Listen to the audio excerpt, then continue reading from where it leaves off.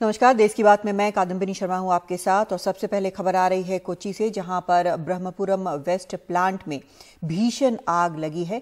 आग बुझाने में नेवी और फायर ब्रिगेड की टीमें जुटी हुई हैं। ये तस्वीरें आप देख सकते हैं कि किस तरह दूर तक धुआं नजर आ रहा है और किस तरह आग दूर तक फैल चुकी है। नेवी की टीमें हेलीकॉप्टरों से भी पानी डाल रही हैं। आग इतनी भीषण है कि कई किलोमीटर तक धुआं ही धुआं नजर आ रहा है। ये तस्वीरें देखकर साफ जाहिर होता है कि कितना ज़बरदस्त यहाँ पर धुआं है, आग किस तरह से लगी है, कितनी दूर तक फैली हुई है, क्योंकि धुआं जो है वो भी इस भयानक आग के कारण दूर दूर तक फैल रहा है। राजीव रंजन इस वक्त हमारे सहयोगी जुड़ रहे हैं हमारे साथ। राजीव, और क्या जानकारी दे सकते हैं इस पर? देखिए, आपको ये बता दें कि ये ब्रह्मपुरम वेस्ट प्लांट है, कोच्चि का है, और यहाँ पूरा गार्बेज जमा था। और अचानक जो है, कल समझा जाता है कि गर्मी वहाँ बहुत ज्यादा थी और प्लास्टिक वहाँ पूरा कचरा फैला हुआ था और इस वजह से संभवतः आग लगी और आग पूरा इलाके में फैल गई। उसके बाद डिस्ट्रिक्ट एडमिनिस्ट्रेशन ने नेवी से मदद मांगी और उसके बाद नेवी जो है, जो नेवी के जो फायर पूरी इक्विपमेंट है वो पूरी लगाई गई। और उसके बाद जब आग कंट्रोल नहीं हुआ तो फिर हेलीकॉप्टर से, एडवांस लाइट हेलीकॉप्टर से एक वाटर बैकेट के जरिए 5000 लीटर पानी का यहाँ छिड़काव किया गया। सी किंग हेलीकॉप्टर भी यहाँ पर स्टैंड बाई में थे और जो फायर टेंडर जो नेवी की टीम थी उसके जरिए भी जो है आग बुझाने की कोशिश की गई। और उसका नतीजा ये हुआ कि आग पर काफी हद तक काबू पा लिया गया है। लेकिन हालांकि यह भी है कि अब आग बढ़ नहीं पा रहा है, कंट्रोल कर लिया गया है, लेकिन आग पूरी तरह से बुझी नहीं है। डिस्ट्रिक्ट एडमिनिस्ट्रेशन के साथ नेवी के अधिकारी लगे हुए हैं आग बचाव के लिए।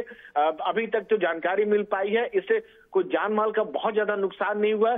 जो पूरा जो गार्बेज जो था, वो अलग बात है कि पूरे इलाके में आग फैल चुकी है और आग जो अब जितना जो तेजी से जो आग फैल रहा था उस पर काफी हद तक कंट्रोल हो गया है। लेकिन कह सकते हैं अभी तो पूरी बुझी नहीं है, लेकिन सारे जो इक्विपमेंट जो है नेवी के जो है आग बुझाने के वो इसमें लगे हुए हैं। राजीव, कितने घंटे से ये आग लगी हुई है और आसपास हम जो देख पा रहे हैं बहुत वहां पर बिल्डिंग्स वगैरह नहीं है, खुला इलाका नजर आ रहा है।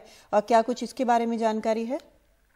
देखिए, जो शुरुआती जानकारी मिल पाई है, कल से आग लगी हुई है और उसके बाद जब जैसे खबर पहुंचाई गई, डिस्ट्रिक्ट एडमिनिस्ट्रेशन ने नेवी को कहा कि आप आइए हमारी मदद के लिए, क्योंकि हमारे संसाधन से ये आग बुझ नहीं पा रही है।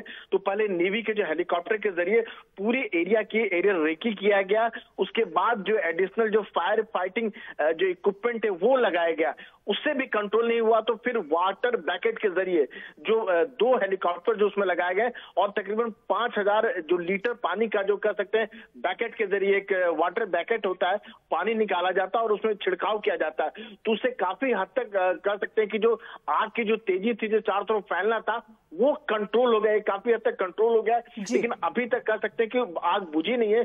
लोकल एजेंसी के साथ डिस्ट्रिक्ट कलेक्टर जो है और नौसेना के अधिकारी जो है मीटिंग कर रहे हैं कि ताकि इस आग को कैसे पूरी तरह से कंट्रोल किया जा सके, बुझाया जा सके, आग को आगे को बढ़ने से रोका जा सके। जी, बहुत शुक्रिया आपका राजीव इस पूरी जानकारी के लिए। और आप देख रहे हैं कि किस तरह से आग दूर तक फैली हुई है। कल से ये आग लगी है, जैसा राजीव ने जानकारी दी है, और अब फायर ब्रिगेड के साथ साथ नेवी भी इसमें जुटी हुई है कि किस तरह से आग जल्द से जल्द बुझा ली जाए, क्योंकि काफ़ी भीषण आग है।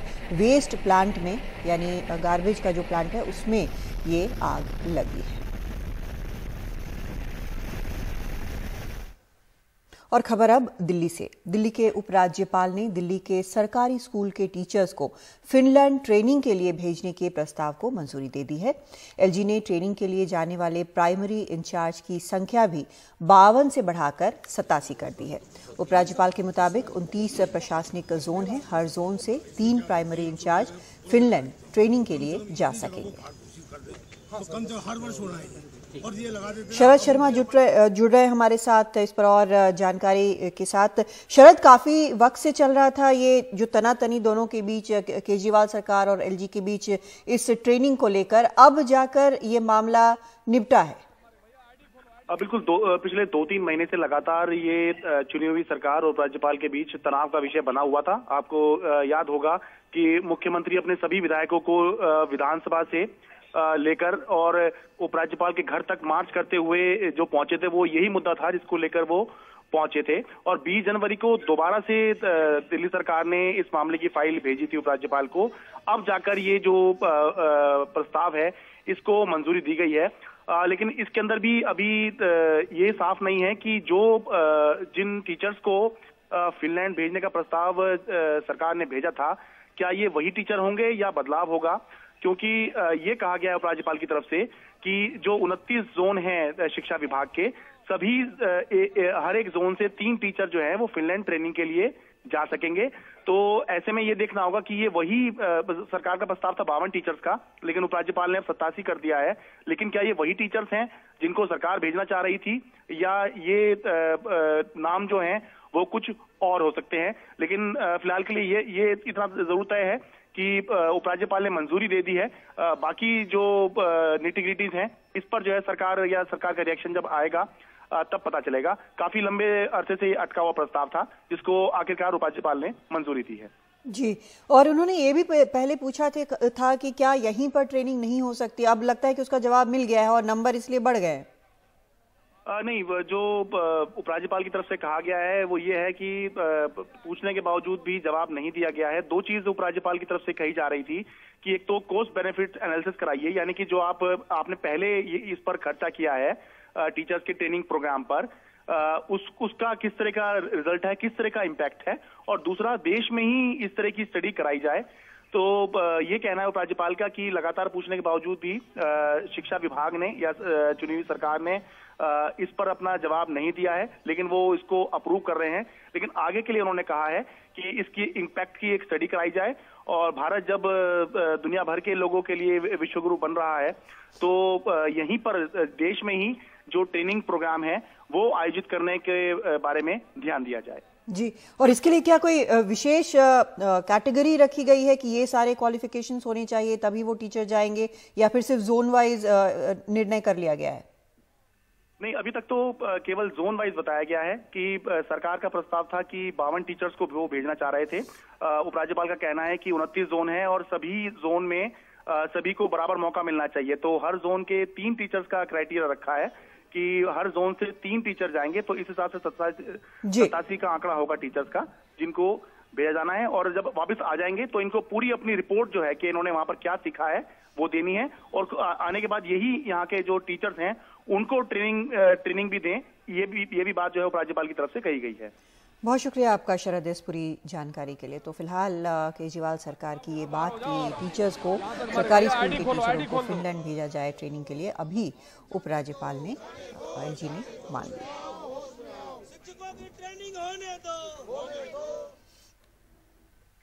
और बड़ी खबर जिस पर लगातार नजर रखे हुए हैं, आबकारी घोटाले में मनीष सिसोदिया को राहत नहीं मिली है। कोर्ट ने उन्हें 2 दिन की सीबीआई रिमांड पर भेज दिया है। यह भी कहा गया है सीबीआई की तरफ से कि मनीष सिसोदिया जांच में सहयोग नहीं कर रहे हैं और सीबीआई उनसे गवाहों के सामने बिठाकर पूछताछ करना चाहती है। कुछ डिजिटल सबूत हैं, साजिश की जांच करनी है, ये सीबीआई का कहना है। मनीष सिसोदिया ने कहा कि सीबीआई 8 से 10 घंटे एक जैसे ही सवाल कर रही है और ये मानसिक प्रताड़ना है।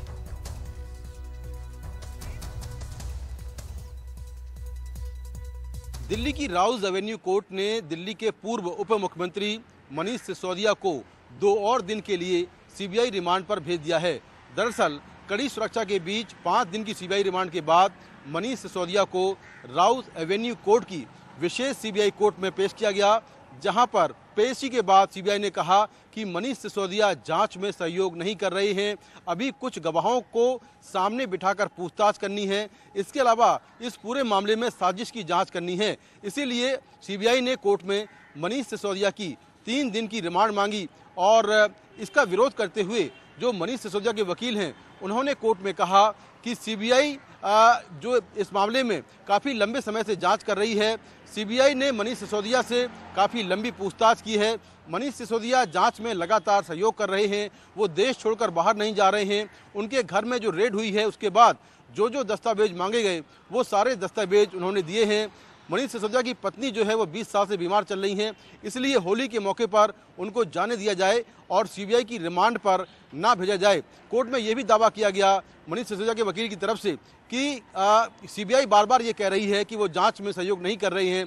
ऐसे में सीबीआई को रिमांड जो दी जा रही है उसका अधिकार, उसका ग्राउंड जो है वो ये नहीं हो सकता है कि मनीष सिसोदिया जांच में सहयोग नहीं कर रहे हैं। सीबीआई के रिमांड पेपर में कुछ भी नया नहीं है। ऐसे में मनीष सिसोदिया की रिमांड ना दी जाए। हालांकि दोनों पक्षों को सुनने के बाद कोर्ट ने मनीष सिसोदिया को 2 दिन की सीबीआई रिमांड पर भेज दिया है। सीबीआई ने कोर्ट में यह भी कहा कि पूरी पूछताछ की वीडियोग्राफी कराई जा रही है। हालांकि यह वीडियोग्राफी वो कोर्ट में नहीं दिखा सकते हैं। तो ये सब जो कार्रवाई है वो कोर्ट में हुई।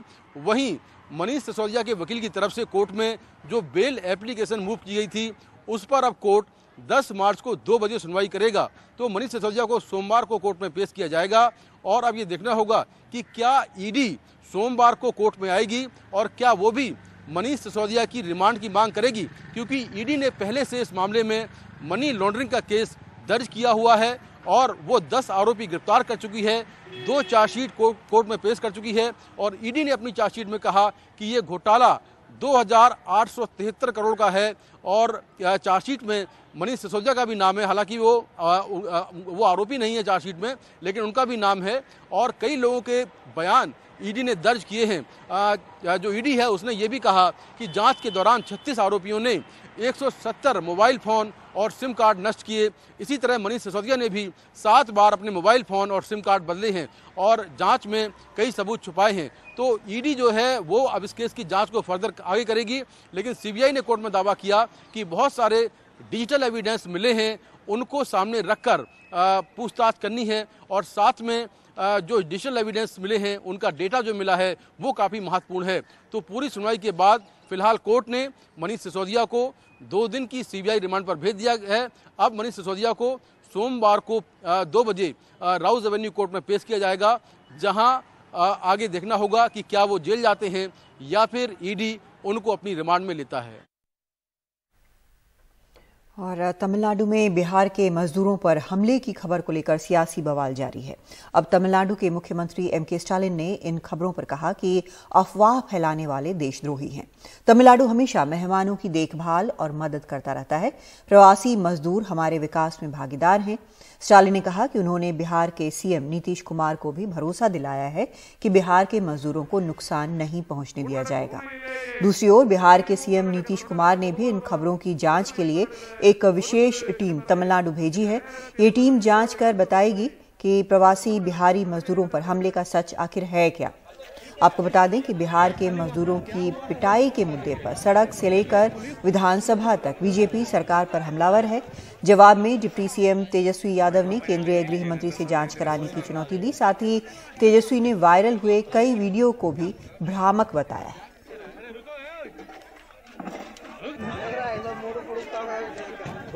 यहाँ से टीम भिजवा रहे हैं देखने के लिए। परसों ही जब जानकारी उसको अखबार में मिली तो उसी समय हमने अपने अधिकारियों को कह दिया कि जरा पता करिए। उन लोगों ने यहाँ बात किया और कल कहा कि यहाँ से एक टीम भेज दीजिए। वो टीम जा रही है और जाकर के एक एक चीज को देखेगी। निहाल किदवई हमारे सहयोगी जुड़ रहे हैं इस वक्त हमारे साथ। निहाल, बिहार से एक अधिकारियों की टीम जाएगी जांच के लिए। स्टालिन कह रहे हैं कि अफवाह है। आपको आपके सूत्र क्या बता रहे हैं? क्या इस पर वहां पर क्या हो रहा है?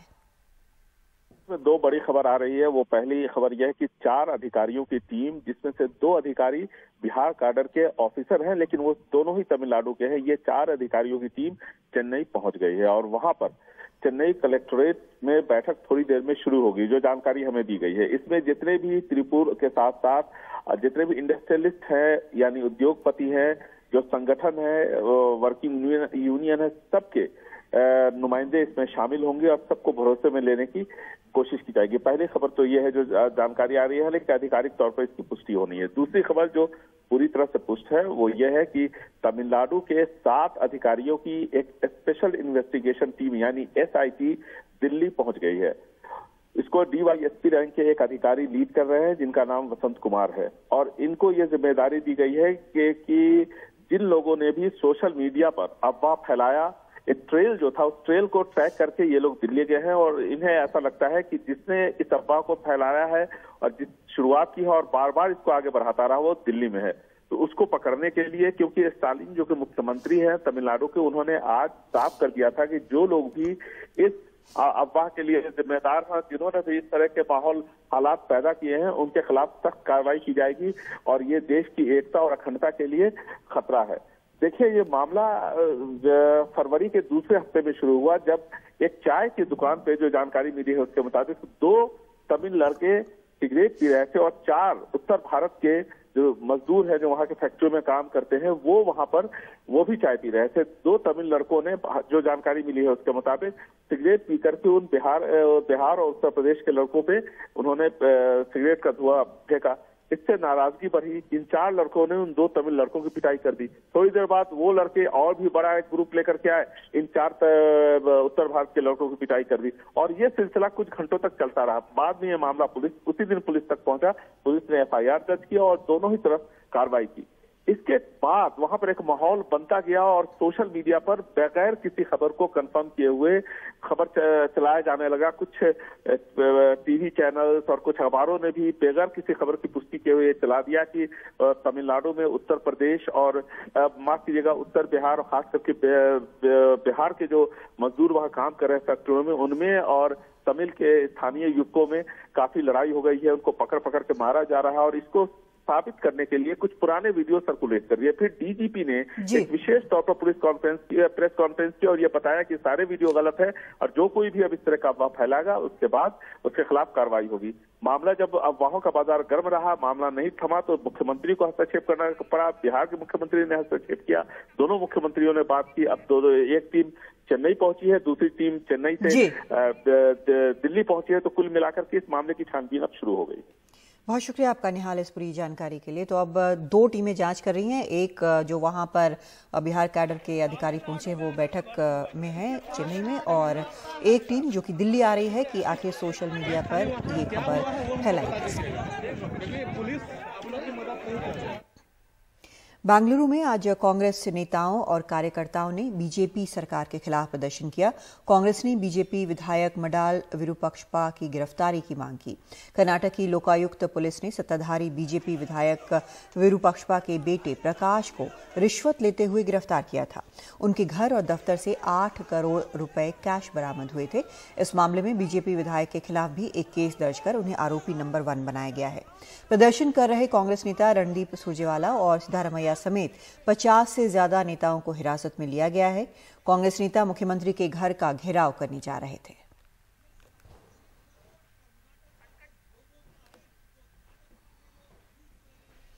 Mr. Amit Shah and Prime Minister Modi should answer on the stench of corruption that has engulfed Karnataka.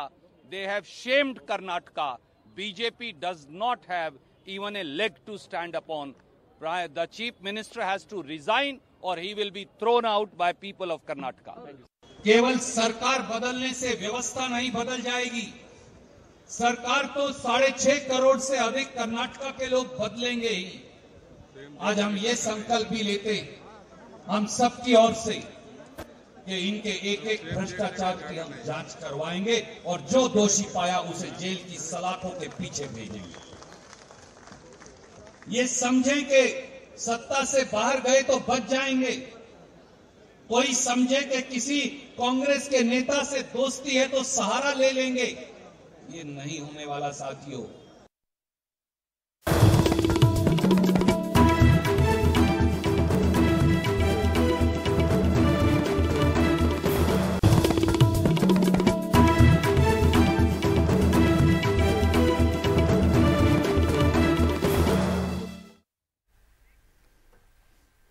Rajasthan के सीएम अशोक गहलोत और केंद्रीय जल शक्ति मंत्री गजेंद्र शेखावत की सियासी लड़ाई अब अदालत में पहुंच गई है। गजेंद्र शेखावत ने दिल्ली के राउज एवेन्यू कोर्ट में अशोक गहलोत के खिलाफ मानहानि का दावा कर दिया है।